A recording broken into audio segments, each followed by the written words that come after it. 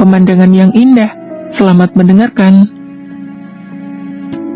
Ada perlu apa mencarinya? Tanya wanita itu ketus kepada Hana. Aku ingin memberikan bekal ini kepada Tuan Park Jun sebagai ucapan terima kasih karena sudah menolongku tempo hari. Tulis Hana di notepad-nya. Apa kau bisu?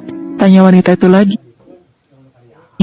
Hana hanya terdiam dan memegang erat rantang bekal makan yang dia pegang di tangannya.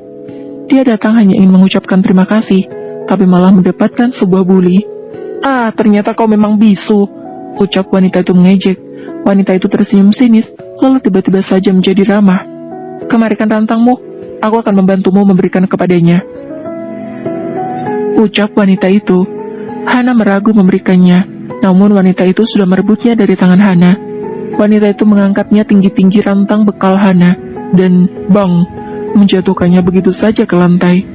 Hana mengapalkan tangannya dan menahan air matanya, memandang bekal yang dia buatkan untuk Jun berantakan di lantai. Dasar wanita bodoh, ucapnya sambil tertawa sinis.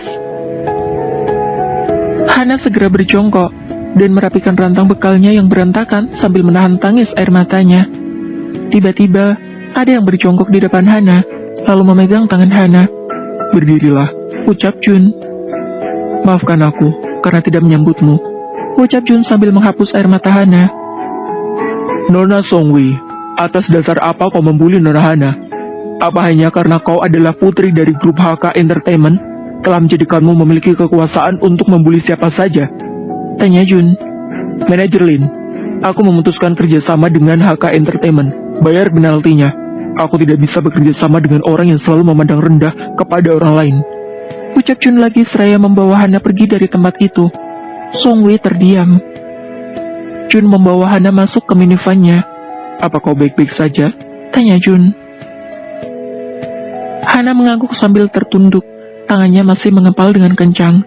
Jun yang melihatnya, mengambil tangan Hana lalu menepuk-nepuknya dengan lembut. Maafkan aku. Hana mengangkat kepalanya menatap Jun. Tidak perlu minta maaf, tulis Hana di notepad-nya. Aku memang gadis bisu, jadi apa yang dikatakan Nona Songwei itu adalah benar, bukan sebuah kebohongan. Tulis Hana di notepad-nya. Jun tercengang melihat apa yang Hana tulis. Dia tidak marah sama sekali, meskipun sudah dihina dengan sangat parah seperti tadi, pikir Jun. Apa kau yang memasak semua makanan itu? Tanya Jun. Hana menjawab dengan mengangguk.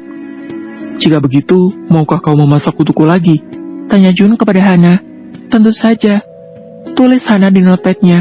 Bagus, berikan ponselmu. Pinta Jun.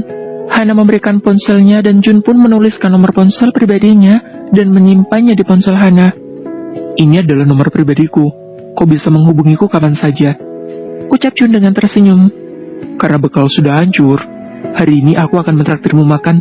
Ucap Jun. Hana hanya mengangguk setuju dengan pengaturan dari Jun dan ikut pergi bersamanya untuk makan siang bersama. Setelah itu, Jun mengantar Hana pulang. Sementara itu, desain jewelry Marsha nampak sedang lembur. Penjualan di La Exception benar-benar laku keras. Karena itu, saat ini Marsha bersibuk untuk menyiapkan pemesanan ulang koleksi-koleksinya. Merasa sudah jam 9 malam, Marsha merasa saatnya kembali pulang. Sesampainya di rumah utama, lampu rumah pun nampak padam. Para pelayan nampaknya sudah tertidur. Marsha naik ke lantai atas menuju ke kamarnya. Marsha melemparkan tas kerjanya ke sofa.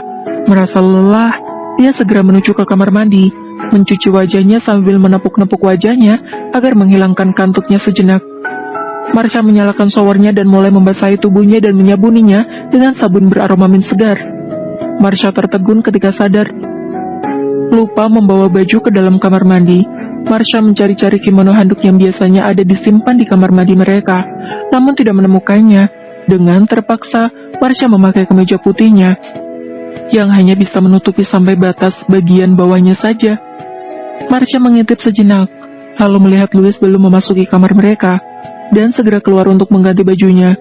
Rambut panjang Marsha yang masih basah tersebut membasahi baju kemeja Marsha, sehingga semakin memperjelas bentuk tubuhnya, terutama bagian dadanya. Ceklek, Louis membuka pintu kamar mereka. Leher Marsha menjadi kaku melihat sosok Louis yang memasuki kamar mereka. Cahaya di kamar mereka sangat redup, dengan hanya ada lampu tembok yang memancarkan cahaya oranye.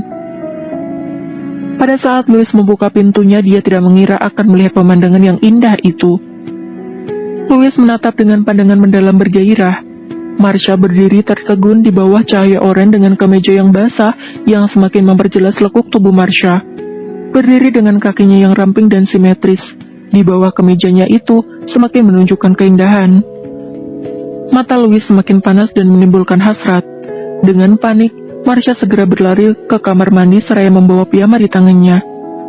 "Aku tadi lupa membawa baju," ucap Marsha, namun gerakannya kalah cepat dari Louis. Hanya dengan beberapa langkah besar dari Louis dengan segera bisa menangkap dan menjulurkan tangannya memeluk pinggang Marsha dengan erat. "Pemandangan yang sangat indah," bisik Louis dan mulai menciuminya.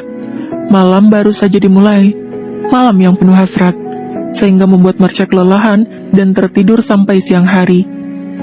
Marsha terbangun dan melotot. Hari sudah siang, dia terlambat pergi bekerja. Tanpa banyak berpikir, Marsha segera bangkit dari ranjangnya, namun terjatuh lagi ke atas ranjang karena kakinya terlalu lemas. Kejadian panas semalam terlintas lagi dalam ingatan Marsha. Wajahnya pun langsung memanas dan mengomel. "Pria yang tidak tahu batas," ucap Marsha. Sementara itu, di Liu Corporation, Louis sedang duduk di ruang rapat. Wajah tampaknya tidak terlihat dingin seperti dulu, sekarang lebih lembut. Ujung bibirnya juga nampak terangkat, menghasilkan senyum samar. Semua orang di ruangan itu bertanya-tanya dalam hati, direktur sedang sakit ya? Hanya asisten Lee yang mengetahui sumber yang membuat presiden direktur bersikap seperti itu. Itu semua karena istri presiden direktur. Bahkan di sepanjang meeting, Louis menjadi lebih banyak tersenyum mendengarkan laporan jajaran bawahannya. Di Saint Jewelry, Marsha nampak tergopoh-gopoh tergesa. Elana melihatnya. "Hei, bukankah kau hari ini izin tidak masuk?" ucap Elana. Marsha pun berpikir itu pasti Louis meminta asisten Lee mengambilkan izin untuknya. Dan memang benar, ketika di pagi hari, Louis melihat Marsha terpulas lemas dalam tidurnya, tidak ingin membangunkannya, dan meminta asisten Lee mengambilkan cuti sehari untuk Marsha. "Ah, iya. Itu, aku teringat ada sedikit pekerjaan yang harus kuselesaikan, jadi memutuskan masuk," jawab Marsha. Bersambung, terima kasih sudah mendengarkan.